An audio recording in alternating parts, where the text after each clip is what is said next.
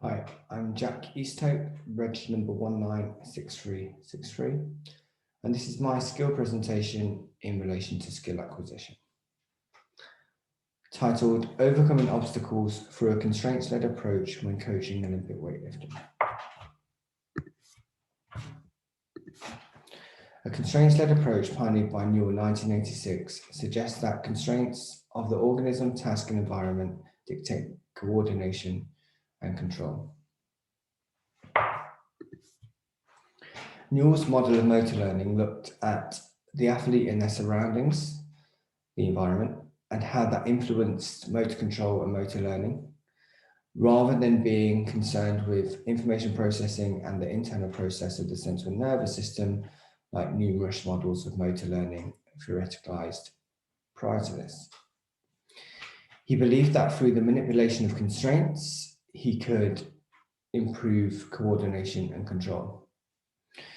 Once he had control of movement patterns, he could then enhance skill further by challenging movements through additional interventions, adding instability, external load, and other interventions. So in relation to Olympic weightlifting, some of the main obstacles that occur and some of the common errors we are placed upon are all relative to keeping a vertical bar path and keeping vertical displacement of the barbell. So in relation to the first pull, ensuring spinal alignment is correct, so we become upright at the right time to help us utilize force production from the jump and shrug is vital. And ensuring during our triple extension, we coordinate from the hips, knees, and ankles is also vital. During the pull, ensuring we pull from the shoulder, not the elbow, is vital to prevent injury in the elbows and wrists. And ensuring vertical velocity through a vertical displacement is also paramount too, as without this, we will not only lose the bar path, but we will also lose speed and some of the fantastic velocity adaptations that we can make when we expel the movement correctly and efficiently. So we will be looking at a constraints-led approach and how we can use the constraints within the ecological psychology model to overcome these obstacles and common errors, leading to better movement outcomes with more efficiency. So ecological psychology was made up of affordances, direct perception, and degrees of freedom.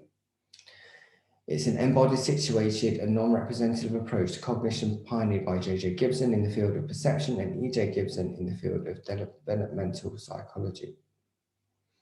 We'll have a look at these constraints individually first, and then we'll look at how Newell categorized them into task, organismic, or environmental constraints, before looking at some practical application of how we can use these constraints to enhance movement patterns.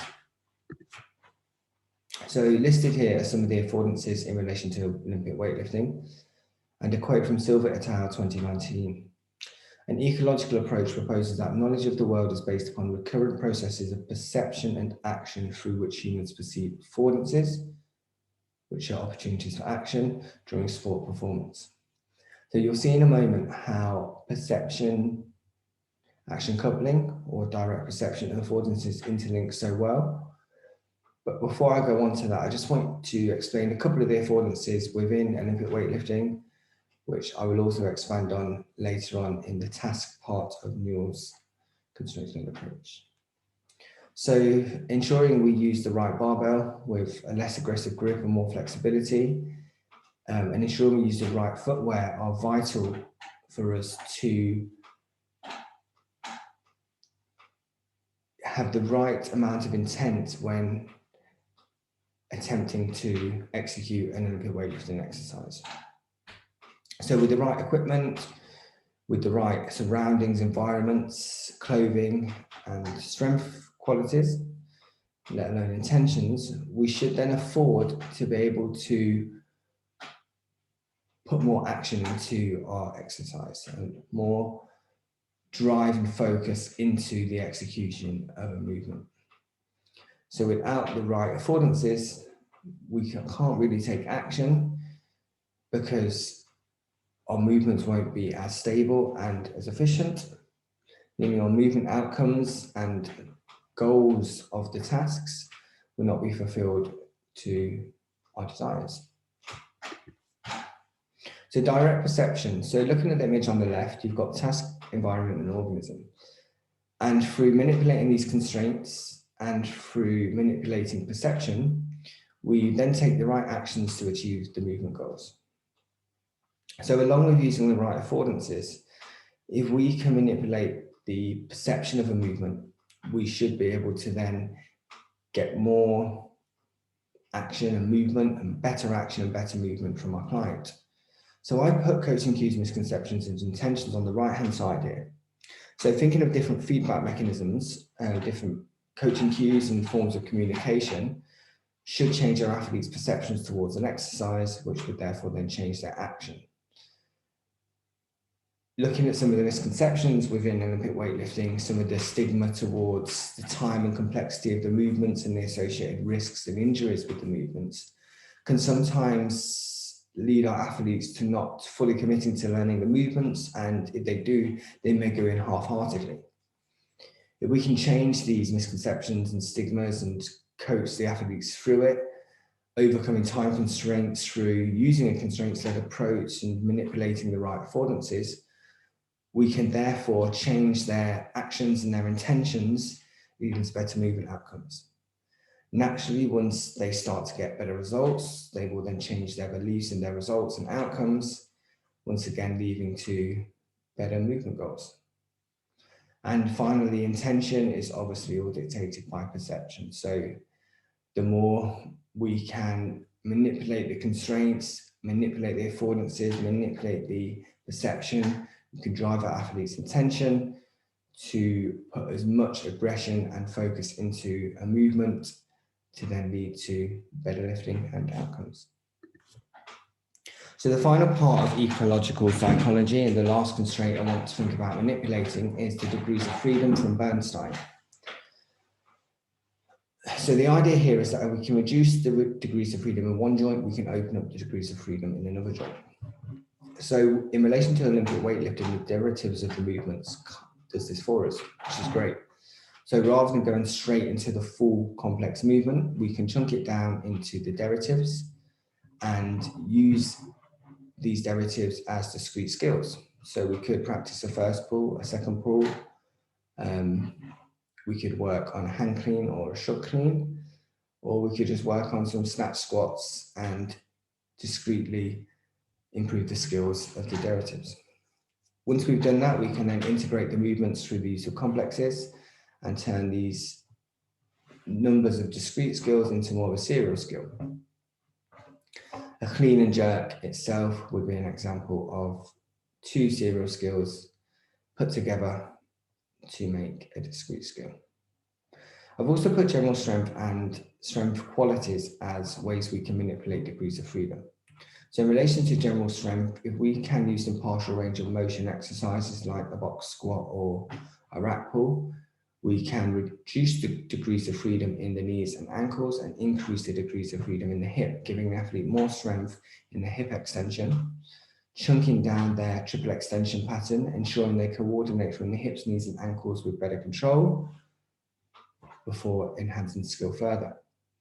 In relation to strength qualities, we can also coordinate this proximal to distal pattern through the use of low load speed strength training, using medicine balls and plyometric training to coordinate proximally to distal from the hips, knees, and ankles by not only reducing degrees of freedom, but using the right kind of intention towards exercise, ensuring the athletes expel maximal velocity during the movements, rather than being too slow and controlled like they might be with some of their general strength. So the task, environmental, and organismic constraints categorized by Newell were broken into 3 sections, and these constraints from the ecological psychology were put into their own category. The task category was broken down into goals, rules, and equipment. So looking at the goals of Olympic weightlifting, And what the task focus is to displace the barbell from A to B, lifting the maximum amount possible to increase our strength, rate of force developments, power, and in some respects, endurance. We're looking for vertical displacement and vertical velocity. So are there constraints that we can use to help displace the barbell from A to B, keeping it vertical with maximal rate of force development? So some of the degrees of freedom we spoke about can do this. Some of the affordances can help us with this, and you'll see how some of the equipment that we can use can also help us with this. So some of the rules with Olympic weightlifting in the competitive sport I've listed above, and in relation to sports performance and coaching I've listed below. So the rules, we want to obviously follow the technical model to help have the most efficient movement as possible.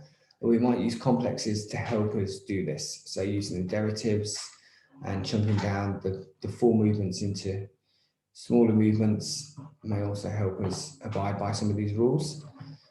But we've also got to ensure that we can use chalk in competition if we are competing.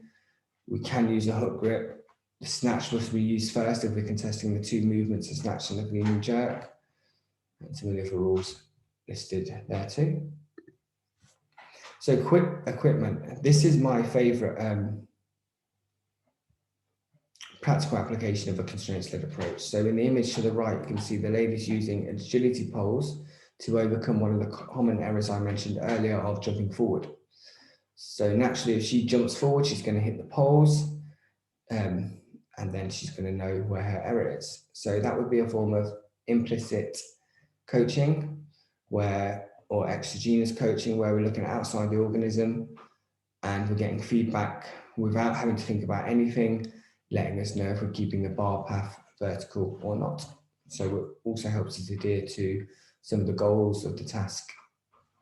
On the list there, you can also see a cliff and blocks. So by using cliffs and blocks, we can reduce the degrees of freedom. We can ensure we stay vertical and don't jump forward. And we can also work on proximal to distal paddles, coordinating our triple extension from the hips, knees and ankles, not ankles, knees and hips.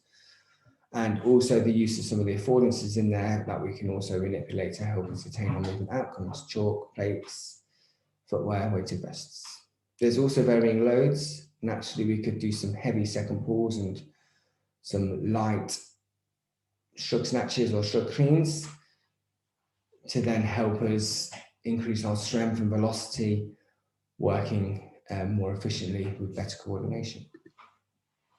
So environmental constraints that we can manipulate are not too large when it comes to Olympic weightlifting. Physically, we can change the start position. We can make sure we use the right platform and facilities, safe environments where we feel we can drop the bar and fail safely without being in the wrong environment and potentially falling onto another person or equipment. We could also get rid of some of the surround sounds and play some motivational music to help our physical environment. And our social environment, that's made up of our peers and surroundings. If we're in a good environment with a good team members and a good coach to help support our athlete with a good athlete and coach relationship, we should be able to then help achieve better outcomes. We could have a bit of a competition edge within a team, chasing each other's PBs are all other ways we can manipulate the environment through our peers and colleagues. So some performance characteristics are some of the organismic constraints within a constraints-led approach to coaching. I quote Stone et al. Here: mesomorphic and shorter than usual athletes at the same weight with lower body fat. So competitive Olympic weightlifters are mesomorphic, that's their soma type, with shorter than usual athletes at the same body weight with low body fat. Hence, talking about endurance qualities earlier, Olympic weightlifting practice can be highly metabolic due to the complexity of the movement. Some other characteristics are strength, then the training aids, so other capacities like mobility may be important. Have you got the mobility, flexibility and strength to execute these movements and finish in the positions that we need to finish in? Fitness and fatigue, so will we fit enough and strong enough? Can we pass the prerequisites to continue to develop our Olympic weightlifting skills? and focus on intent. Do we have the right perception to take the right action to then get the right outcome?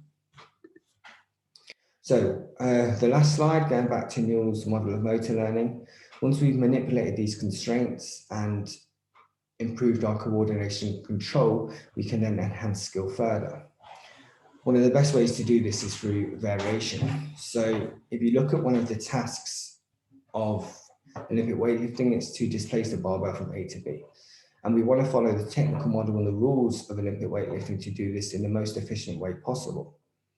Although there is variation in movement that we can do once we've got coordination and control to enhance our skills further. So we might start with a split jerk and a clean and jerk to bring the barbell overhead, but then we might drop into a squat jerk.